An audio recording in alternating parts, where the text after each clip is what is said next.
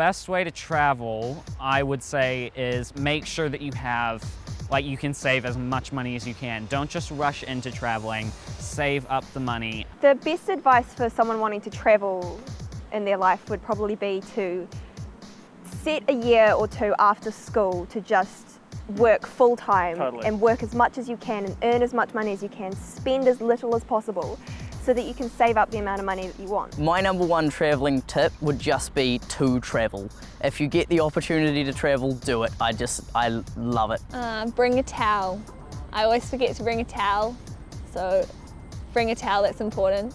Firstly, I think enjoy it. It's the most important thing. There's no point doing it if you're not going to enjoy it. So don't spend all your time trying to get that perfect Instagram photo, but instead spend your time enjoying it instead of making it so that other people can see how you've been doing. You should just enjoy the moment. If you do take photos, just have them as a trigger for your memories to come back later on in your life, because I think that's the most important thing.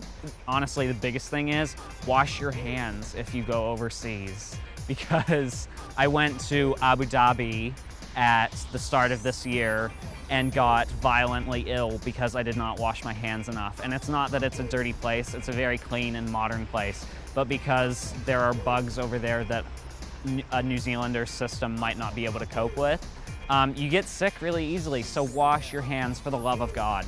Google Maps is like your lifesaver.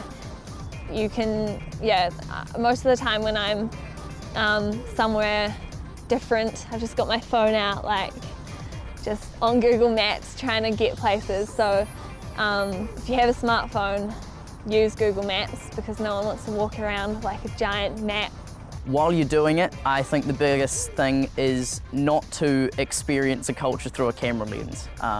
It's very tempting once you get to a place to just want to take a bunch of pictures so that you can show everyone back home where you've been. But there's a lot more value, I think, in just experiencing a culture and experiencing the atmosphere and the environment of a new place. Also, like, there's this whole idea of how people wanting to get new phones and new laptops if they're going on big travels overseas.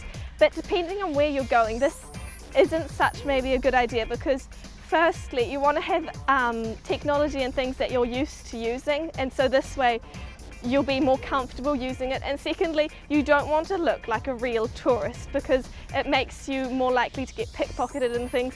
And so just don't get all this new technology and things, because it will just make life more complicated. If you can see the world, do it. Maybe start with seeing New Zealand though, because we have so many beautiful places here, and most teenagers can't really afford to like go overseas in the holidays. But you know, if you and a group of mates just like go somewhere, maybe go tramping or go up to Wellington and like stay in a backpackers, it's just, get to see New Zealand, because we have so many amazing places that don't get seen enough. And also research where you want to go. Find out, booking times, find out a little bit about the culture and about where you're going, so it's not like you're just jumping into the ocean and not knowing how to swim. Otherwise it can be a bit scary. Yeah, and that way you can save yourself money, so you can pre-plan everything and sort of budget yourself to stuff so that it's easier for you to not spend all of your money in one go. Totes amigo.